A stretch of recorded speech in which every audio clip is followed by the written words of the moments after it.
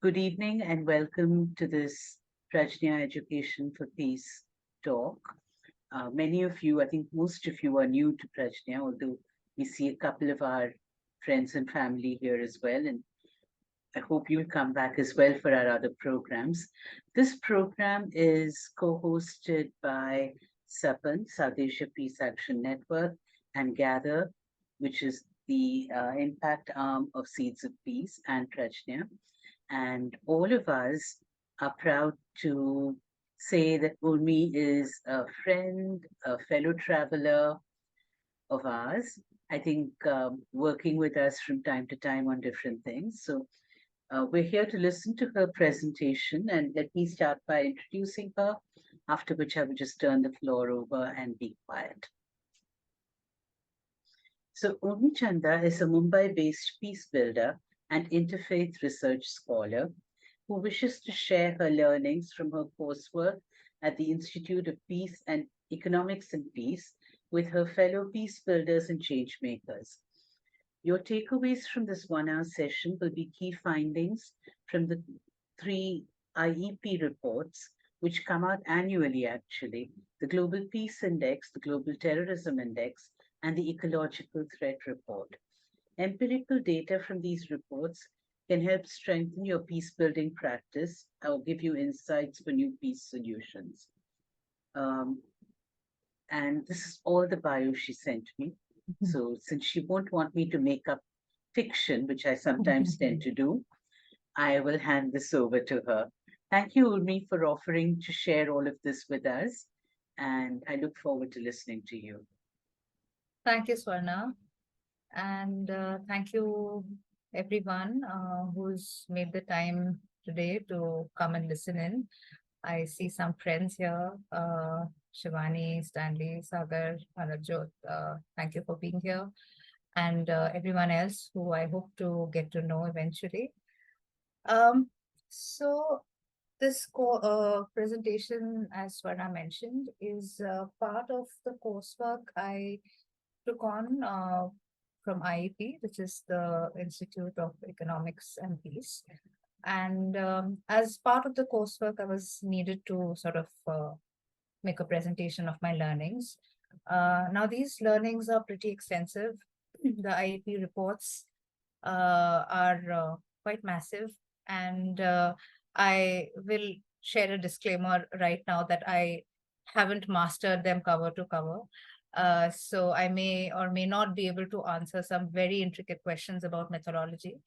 But the purpose of today's presentation is to share some key learnings, key findings from these reports as a starting point to those who may find it useful in their work. Now, as a researcher, when I first started going through this, started learning this, I found them very useful because a lot of people like us from the humanities background are often left wanting in terms of not much empirical data. We tend to talk in abstract, especially piecework. That's something I do also. So it helps to strengthen, when we are stepping out into the world, to make our cause stronger, that much more credible.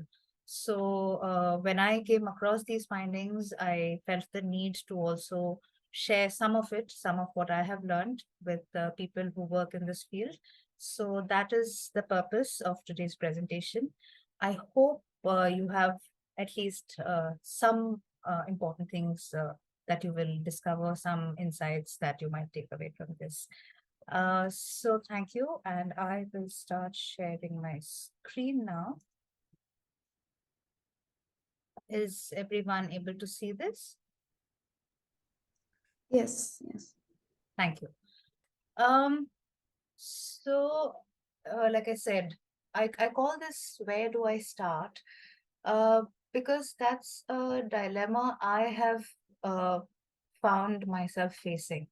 I am a peace builder, I'm a peace educator, but very often in today's world, because the quantum of conflict, the quantum of uh, pain and suffering we see around us is so immense that it sometimes feels like a drop in the ocean. You don't know, how much will anything ever be enough. So I and this is especially true in the current context of Palestine. This image that I've picked to represent the topic is one from Palestine. So you see rubble there, and you see a man who has saved a kitten. And this presentation is like saving that little bit of life so that we can infuse hope into this world. Moving on.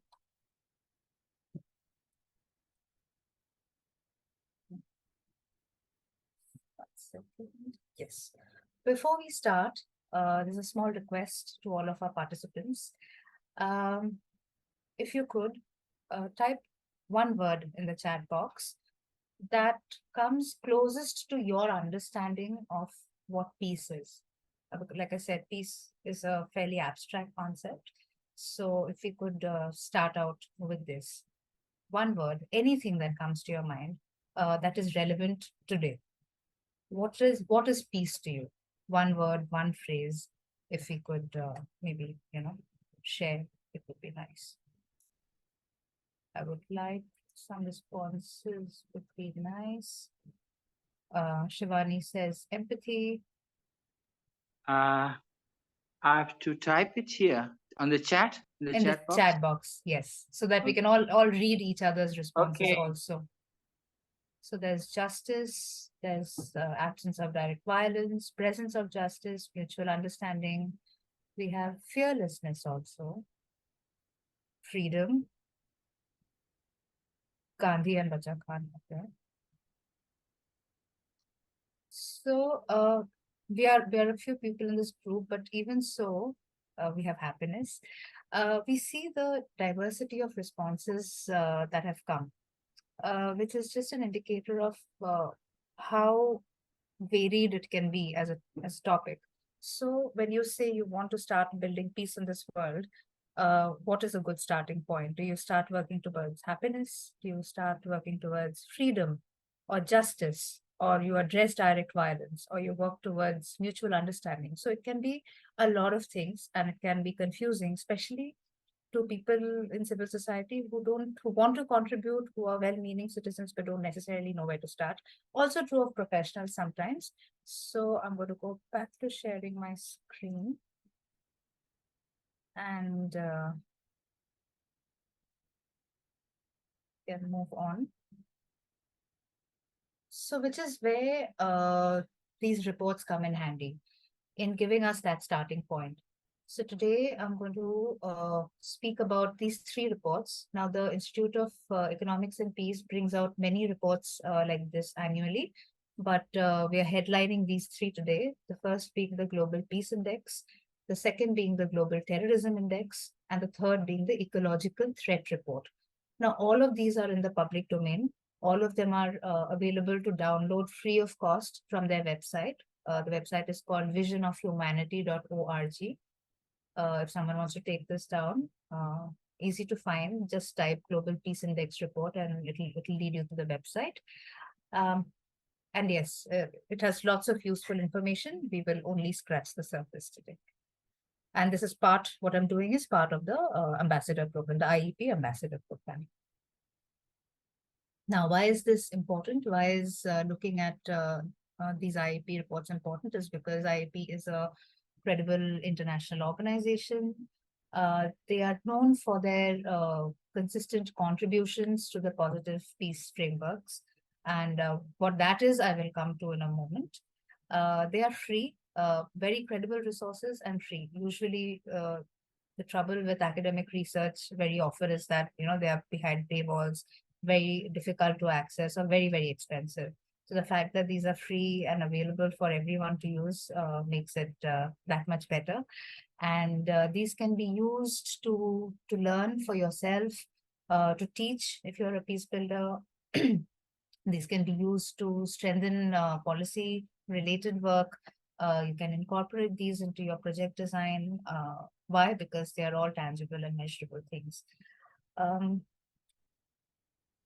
Now coming to what positive.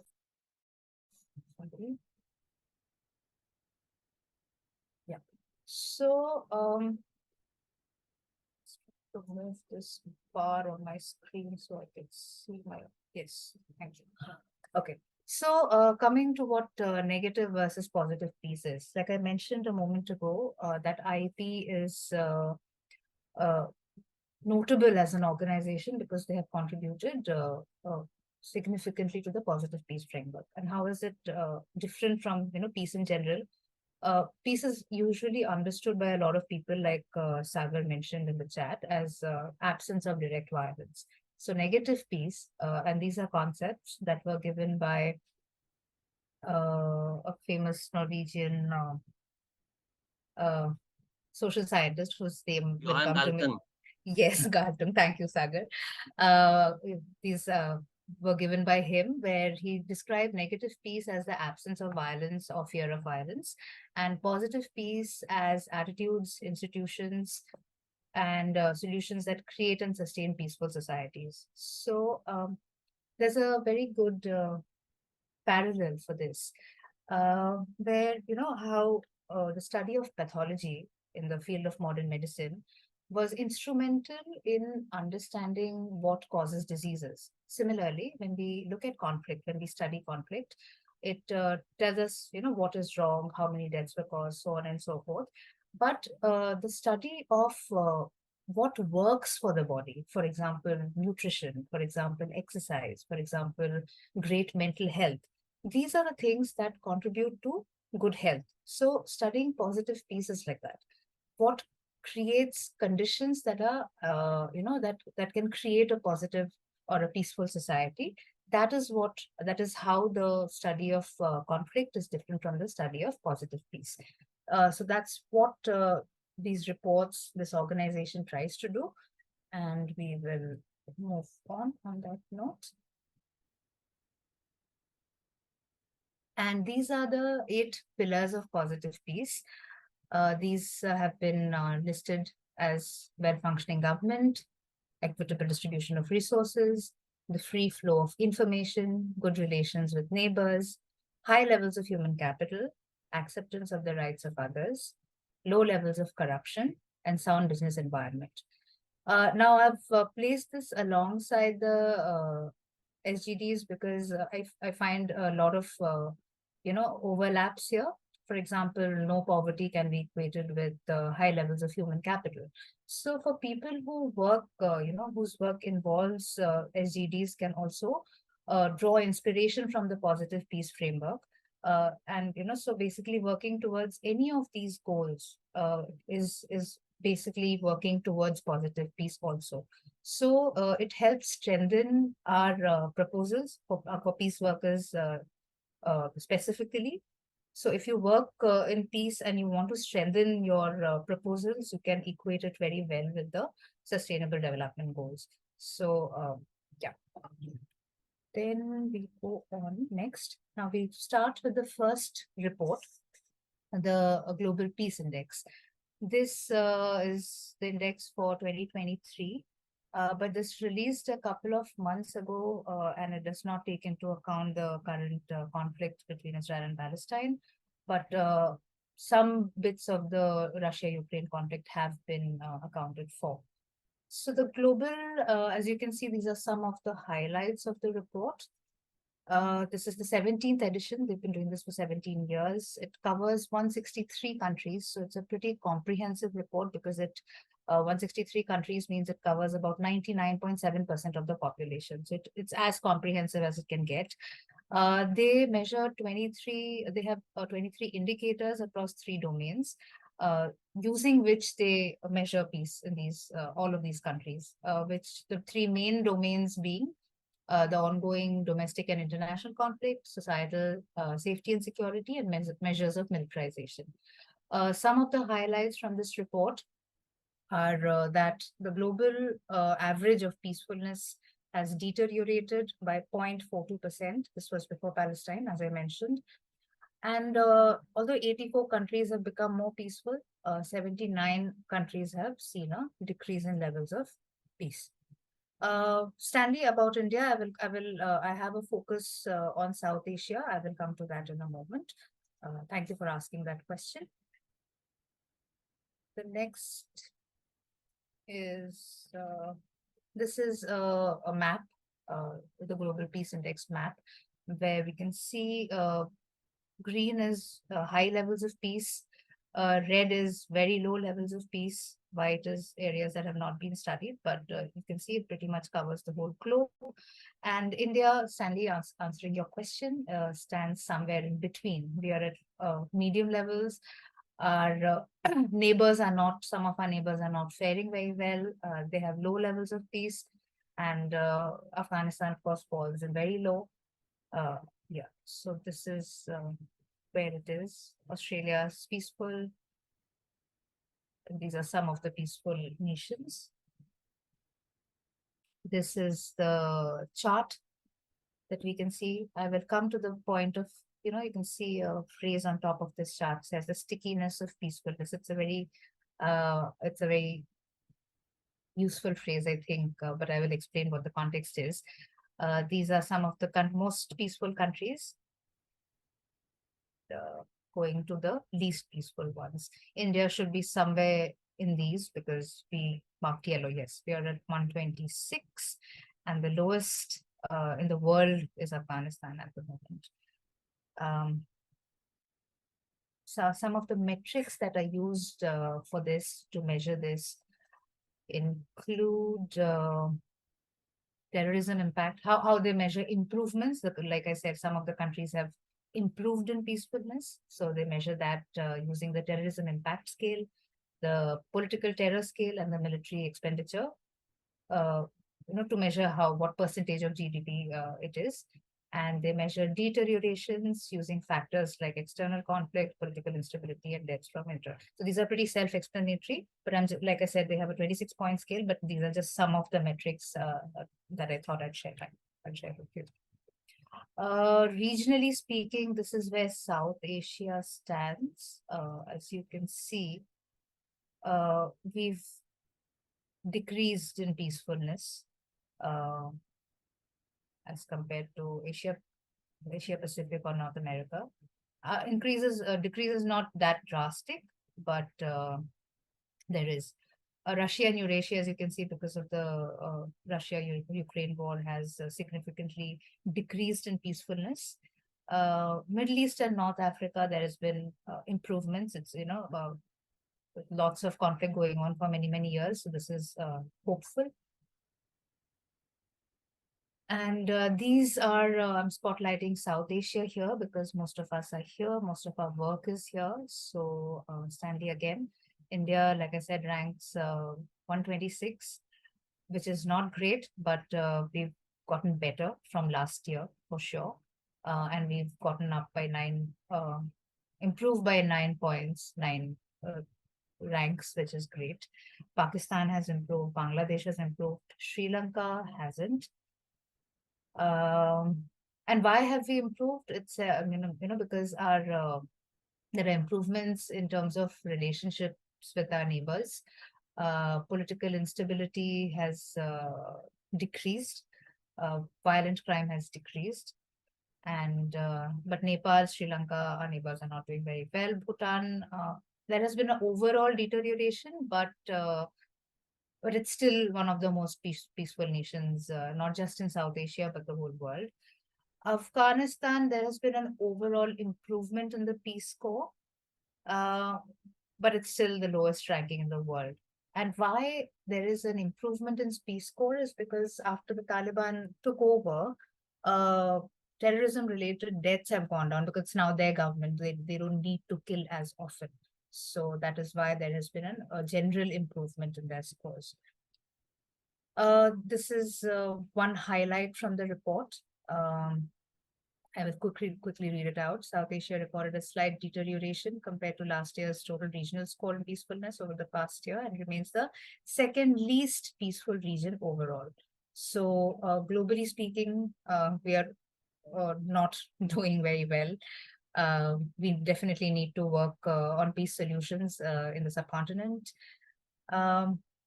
Average level of peacefulness is increased by 0.13% owing to deteriorations in militarization and safety and security domains.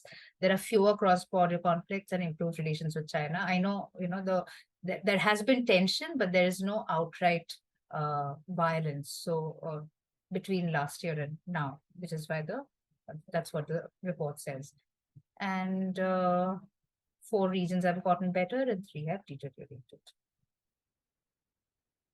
This is a chart on the economic impact of violence, very important again for people who advocate for peace, because there's a direct correlation of how we will fare as a country economically if we continue down the path of violence. So it's a very straightforward account of, why the impact of military expenditure is 43%, internal security is 29%, and these are huge. So how much a country invests and how much as we as citizens should or should not support is plain to see, because it's literally affecting our lives economically. The next report we're going to look at is the Global Terrorism Index. And before I go in, I'm just going to expand my window and see if there are any. Okay, cool. So, yes. The Global Terrorism Index, the key findings, 3 key findings here. The Sahel region, Sahel being Burkina Faso, Cameroon, Chad, Gambia, the Northern Africa area.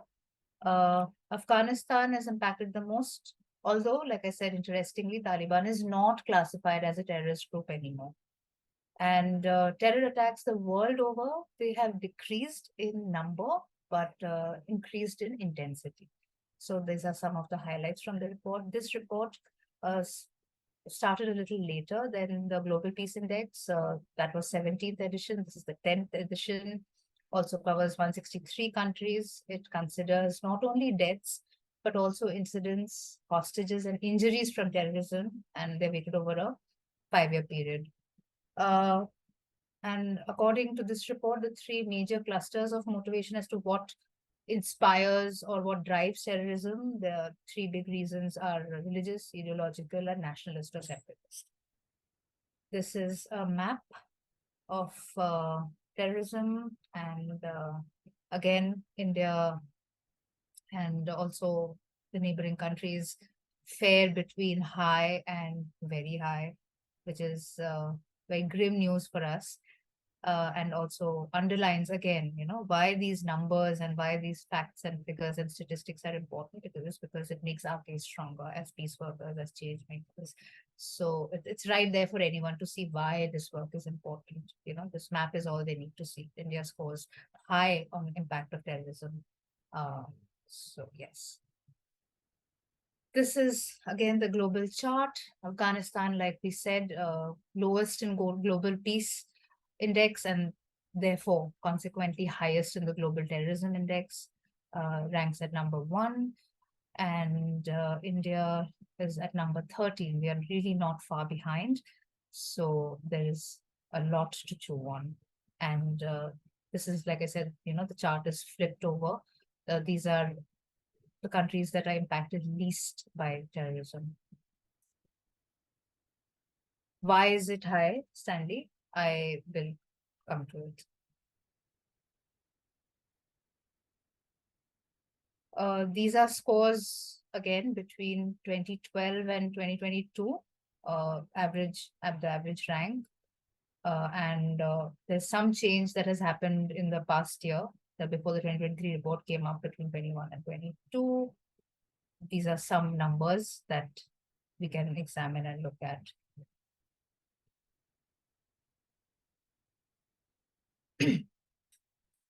Again, an important highlight from the report. It remains, we have the worst average because in South Asia, because of Afghanistan and Pakistan, and because these 2 among the South Asian cluster are rank among the top 10 countries affected by terrorism. Pakistan has in the recent years seen a significant rise of deaths due to terror attacks. And on an average, for 12% of South Asians, war and terrorism are top concerns. So these are focus areas in South Asia. India, sadly, I need to come back to you on that, on why why we are where we are. This is the third report that we're going to look at, the Ecological Threat Report. This is a more recent edition, and as you know, the intersectionality between peace work and climate work is something that we realize more and more, because the two are inherently connected. Uh, you know, and we'll explore the connections in the next few slides. But like I said, recent edition. This is only the fourth edition of this report. Covers about 99.99% of the world's population. This, instead of looking at countries, it looks at states and territories, and focuses on geographies. And it looks at four major aspects. What are the threats? The four major categories of threats are food insecurity, water risk, natural disasters, and demographic pressure. And the one key finding that I wanted to highlight is that, and which we all know, but let's spell it out for ourselves, is that without concerted international action, current levels of ecological degradation will substantially worsen and intensify social issues such as malnutrition post-migration. So that is the key takeaway. Again, South Asia is in the red-orange category. Africa is faring really badly. The global north, as we know, is not yet affected the way we are. We are seeing increased temperatures, rainfall. It was the end of November. There's no winter yet in Mumbai, so yeah, I guess that's why we are orange. And here are some numbers to look at. 66 is the number of countries out of 221 that are facing at least one severe ecological threat. 45% countries are facing severe food crisis. 77 countries have high or severe water risk. 1.8 billion of people face severe risk from natural disasters and have low resilience. And 60% of the world's current megacities with a population of 268 million are in low or very low peace countries. So it doesn't help that, you know, the countries, cities with the most populations are located in countries that already are low on peace. So here's exploring some of the connections between ecological threat and conflict, how these two things are interconnected. 4 questions answered. What is it? What is an ecological threat? It is they play this role in exacerbating armed conflict. Basically, we are fighting over resources, right? So if there's fewer resources, there will be people fighting over it.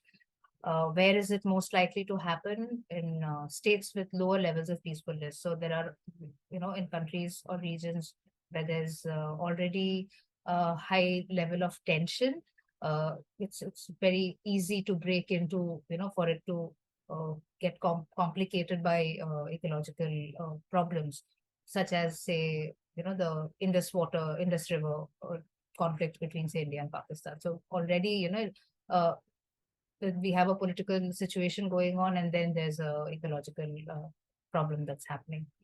And in areas with high climatic variability, when it so these problems tend to occur the most, conflicts related to climate in the aftermath of ecological shocks, after a earthquake, after a flood, so on and so forth, and during and after periods of food insecurity, and how because it increases food insecurity. Again, like I said, fight over resources. It intensifies regional resource competition. Here are some numbers that I thought might demonstrate how the two are directly connected. So a rise in 25% of food insecurity increases the risk of conflict by 36%. So it's not an abstraction that we're talking about. You know, there is a direct, very, very direct and visible correlation that numbers in this report proves.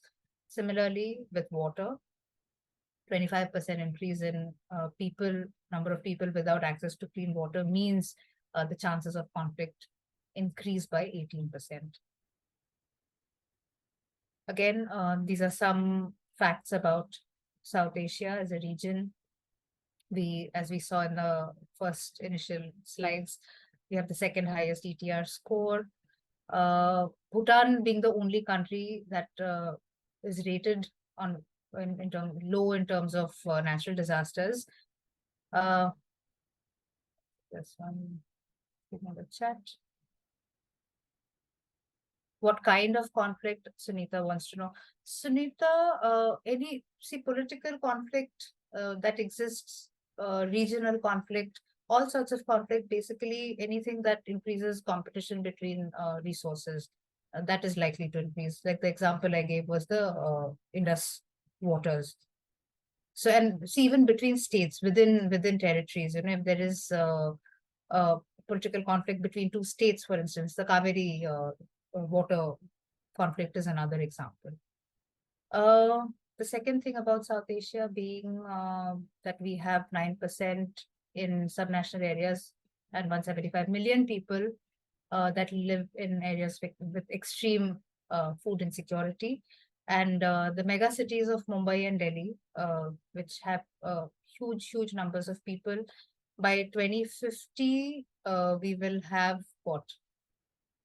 42 and 36 million people in these cities, which will cause intense pressure on resources, causing migration and very difficult living situations.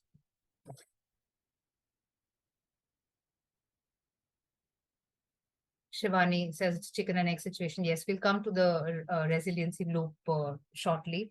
That will explain exactly how this goes round and round. A second. Yeah. The shocks and resilience, what you were just mentioning, Shivani, about the disaster loop.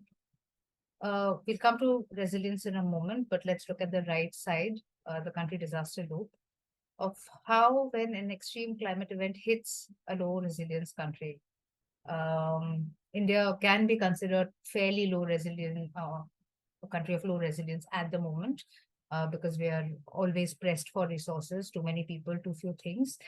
So when a country like us or a region in our country is affected by a climate disaster, there is lack of social protection system.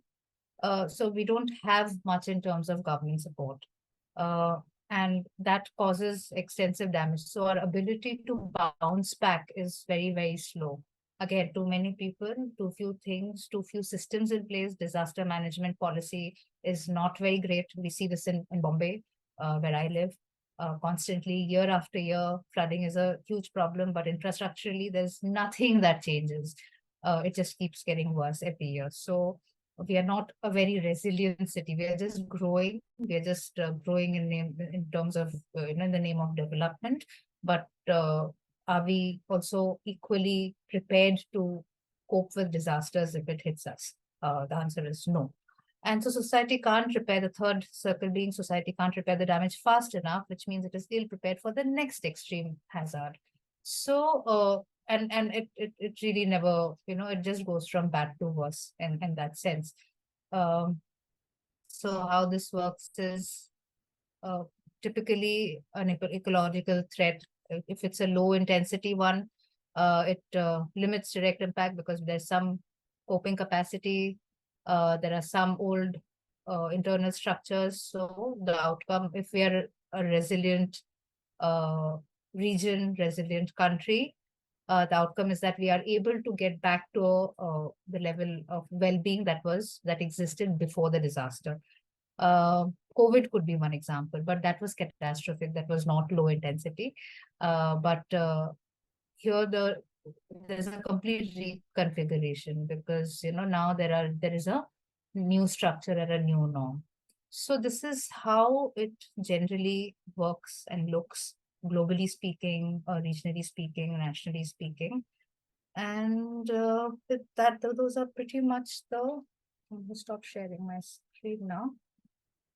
Pretty much the findings. And if we can, if there are any more questions, if there are any comments, thoughts on how we can use this information,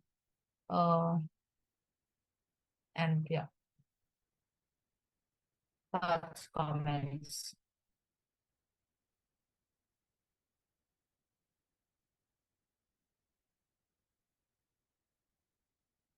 So Shivani is asking, would it be correct to say that the presence of positive peace prevents the need for negative peace?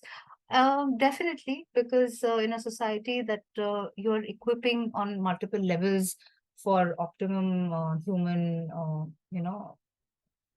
peace, prosperity, there is reasons for conflict are reduced, and when there is no conflict, there is no need, to work towards negative peace. Urmi Stanley. Yeah, hi Sandy. Surprisingly, I was just looking at it since I'm in the area of the interreligious dialogue. Religious discord. I mean, they didn't come up. I was just looking at the points you mentioned. Didn't come out glaringly. So religion, like I said, in the Global Terrorism Index, religion happens to be one of the 3 or 4 more major reasons that causes terrorism or conflict based on terrorism. Religious is one, ideological is one, and nationalist or separatist is one. So religion is definitely one of the major reasons, but we haven't gone into that extensively in these 3 reports. One on the Global Peace Index. I mean, I was looking at the countries, the North, the extreme North and the extreme South. Yeah. Are the peaceful countries, but they are the ones who cause problems and conflicts around the world. If you really look at the entire world divided into the extreme North, the North, and the extreme South. So they are the ones who are involved in every conflict, but they are at peace. Well, I mean, how the forces of capitalism work is a debate for another day. I completely hear you. But yeah, we are talking of, direct results, with the visible results. We're not, these reports don't take into account the insidious workings of the global North and global South politics. But yeah.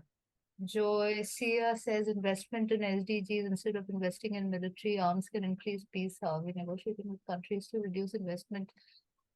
Definitely. But how are we negotiating with countries? I don't know. Is anyone here who works directly in that realm? I'm only a peace educator, so I'm not entirely sure how it is that we negotiate with our nation, with our own nation for that matter, to not invest so much in arms or even internal security budgets. So come in for me and kind of answer that. I think it is really this is exactly how. Why is it that we don't, to use your words, negotiate with our governments? Partly because we're not sure what we know, what we don't know. We think that there's a realm of knowledge that is beyond our grasp. But I know, Joycia, you were at the Disarmament Toolkit earlier this year. Yes. But when you attend these talks and you read, you become more informed and you become more sure-footed in your argument, first of all, with other citizens around you, and then with government. So I think that's exactly how. And I think, those of us who teach in schools and colleges have an excellent entry point, because we get to encourage people to frame the questions that then move the government to do what we want. That is, hopefully. Yes, definitely. Yeah. But, everything is based on optimism here. Chorus, yes, thank you too for doing the work you do. My colleague here, Sagar, we just finished an interfaith program for children as well. And like Swarna just said, as educators, that's very often the first step in reducing these these narratives of hatred. Can I say something? Sure, Hello. Sagar.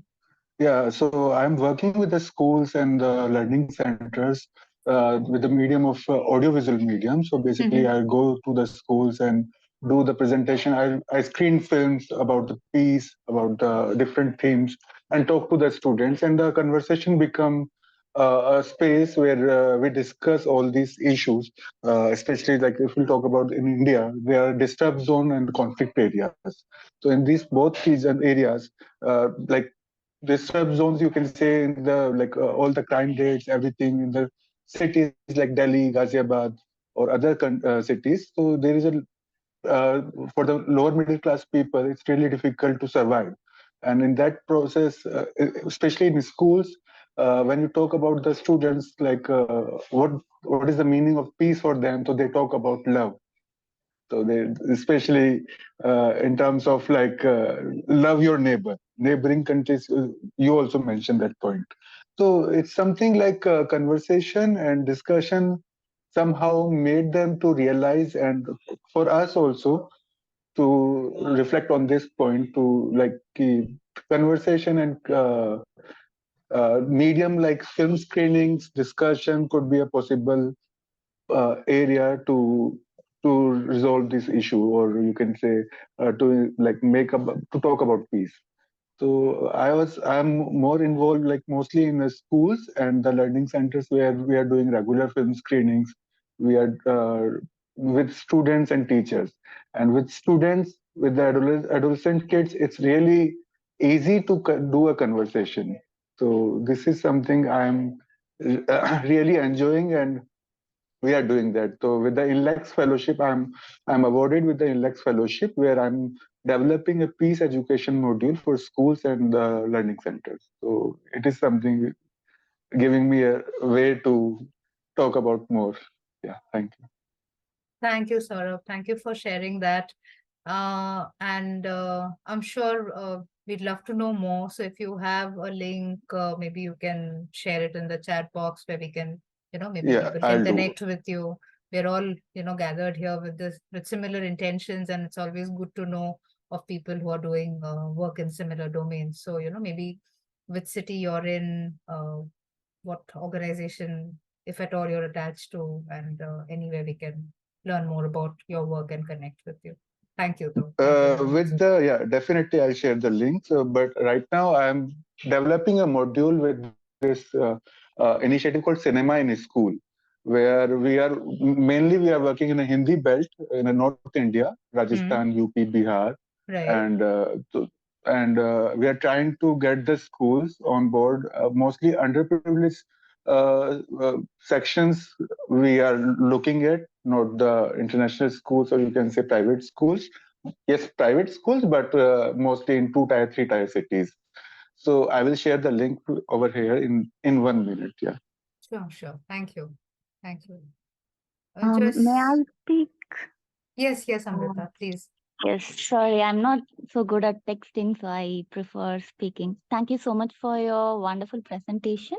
I have like 2 questions. One is, how is there any study which is being done connecting WPS index and ecology report like that? I'm new to the topic, so I don't know whether literature already exists. And second is, how about intra-regional within India? Is there any study or which could be conducted in terms of ecology and WPS or peace? If not gender related, the overall peace and ecology related. Is there any report, something which is quantifiable? Is there anything available? WPS is not an area that I work in extensively, but Swarna does some work in the WPS area, I believe. Swarna, do you have anything for Amrita? I can't think of any reports that connect WPS and ecological with economic data, but I think you could find, if you were to do a research program on this, you would find a lot of different counts that in fact make the connection through qualitative interviews and ethnographic interviews and so on, but not what you are looking for, not something similar in format to the 3 reports that Urmi has just presented. Also, for those who don't know this, I'm just sharing. The WPS means the Women, Peace and Security Agenda. Some of you might be new. I know we have a very young participant amongst us, so this is also for her benefit. So there are two agendas that are being looked at, two areas of work that are emerging. One is youth peace and security, one is women peace and security, which ties back to what Joycia also said, about the space women are getting in peace and negotiations. An important area because okay, as with any other field, while a lot of women, I know I work personally also with a lot of women peace builders, but at the level of policy, there aren't too many. So women definitely need more voice, both at the grassroots, both at the decision making levels, and yeah, because I like to believe women are nurturers, and their perspectives, the feminist view of peace, is instrumental to creating a better, more peaceful world. We have and thank you, Saurabh, for your post a comment there. There's lots of links for anyone who's interested in his work. You all can check it out. Looking at a couple of other comments. Joyce, yeah, about the presentation, yes, I can definitely share this. And if you came in late, I also want to remind everyone who came in late that these reports that I spoke of today, they're all available to download for free on their website. That's visionofhumanity.org. Sarita, thank you. And yeah, Meghna, you have a question? Hi, am I audible? Yes, yes, you are. Yeah, so I was wondering something, but I didn't really have any answers on this. So I thought I'd just Sure. ask. We're a So group of change makers. Some answer will emerge. yeah, so there was one point in the presentation where you'd shown the metrics on peace, and one of them said that the military expenditure is one aspect that looks into like improvement. And that got me wondering because when we look at like the gendered perspective of it, there's like a lot of discussion on how militarization, military expenditure, all of these come into play. So I just thought I'd ask you what your thoughts are on this and on a metrics like this being considered as an improvement in terms of the peace aspect. Yeah. My personal opinion, see, I think it's pretty straightforward if you look at it. A lot of conflict uh, comes from scarcity. Joblessness is what drives people towards restless, violent behavior. So, economic welfare or economic security is one of the primary factors that ensures that a person's life is stable and peaceful. So, if military expenditure of a nation is going to directly impact GDP, it's a reflection on all the quality of our lives, basically.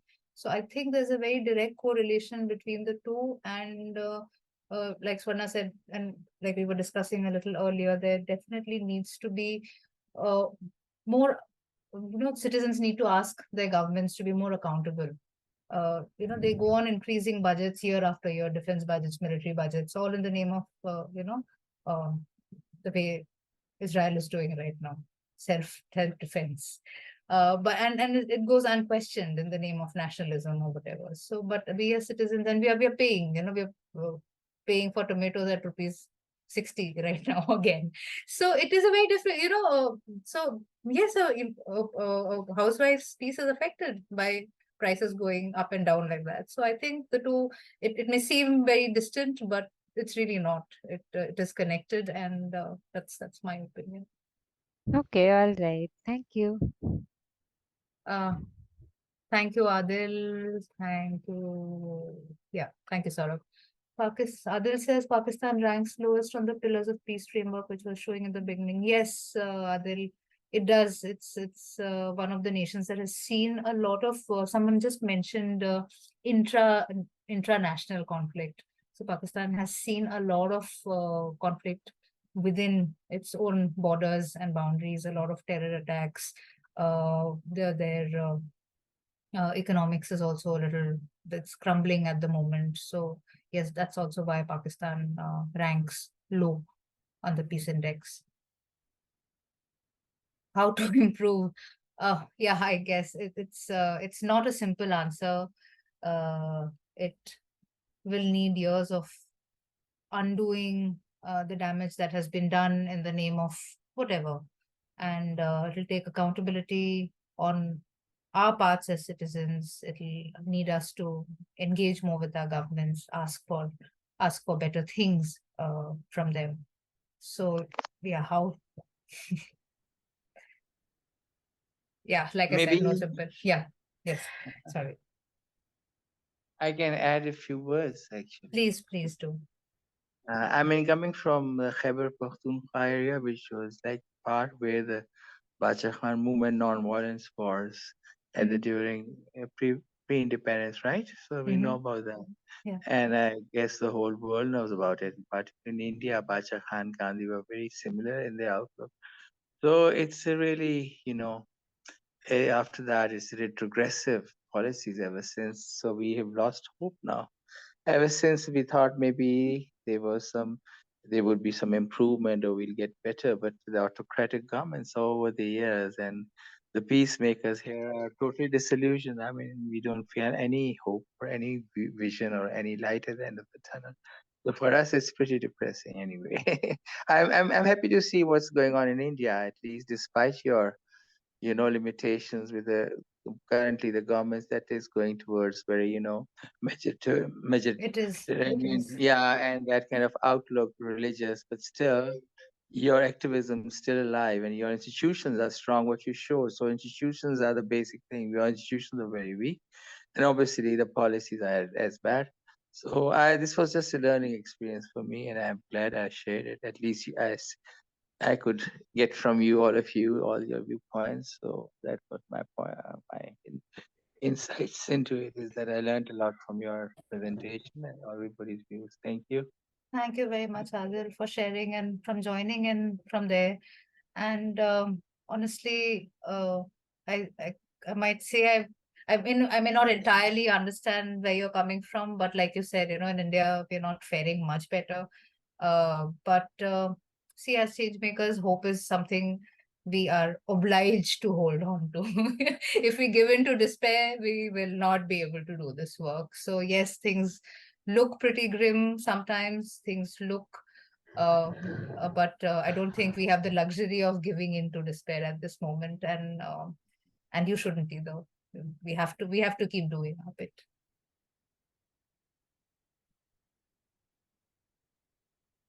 Shivani, thank you for sharing that website. So that's the resource that we can all turn to. Everything I have shared today is available to see, to download, reports to study at leisure, go deeper into maybe, nations that you might be interested in, data about certain nations, certain geographical areas. It's all there. Adil, yes, there is hope. There will always be hope. We have the last 5-6 minutes. If there are any concluding thoughts, remarks, it's been very, very nice to engage with you all. But any last comments? Hi, then- Urmi. It's Amrita again. I Yes, had Amrita. another question. I think it was kind of skipped. So is there any indices or something to study within India? Like there are many conflict inflicted places like within, so interregional within Indian country. Is there The whole, anything? but the similar thing, right? The WPS and the ecological connection you're speaking about, right? No, not WPS. Whatever you have shown in this, it's on a global scale, right? Right. General peace and its connection with ecology, sustainable development, something like that. Are there any reports which is available like within Indian context? Not off the top of my head, Amrita. I'm sorry, I don't have anything on at hand right now. But if you're interested, I can maybe look it up. You can reach out and we can share learnings. I can't say at the moment. I don't Oh, think there is. thank you. Okay. So if I have to reach out to you, like, is there any Instagram ID or something like that? Instagram ID, email ID. I will Or share my email email. ID? Yes. Yes, I'm going to share my email ID on chat right now. Anyone wants to This is work that is relevant to all of us, important to all of us, and I'm happy to collaborate, share, and learn more. This is, we're all constantly learning. That's my email ID, Amrita. If Thank I you so find much. anything, please drop me a hello, and I will be very happy to share it with you if I find something. Thank you, Sunita. Adil, are you saying something, or is your mic just on? Okay. Is there anything else? Any other thoughts, comments? Sunita, thank you. Again, thank you, Swarna, for letting me do this. No, now it's my turn to come in and say thank you, Urmi, for reaching out and saying that, you wanted to do this and you'd like to do it with us, because it would, sometimes months go by and we're thinking about issues, we're thinking about the world around us, but it's great when somebody can actually bring together resources and say, well, look, this is where you can find more information. So thank you for giving us an opportunity to do this webinar with you. And I hope that people who are here today will come back to other things. Our Peace and Gender lecture series will happen again in February, and we have 5 days of lunchtime lectures by people. It focuses on women, peace, and security. And so this is something you can stay in touch and look forward to, maybe, and we can see you again. But in the meanwhile, thank you very much, Urmi. You know that we will be in touch. So everybody who came this evening, I'm sure you're ready to go home and eat dinner. So thank you again.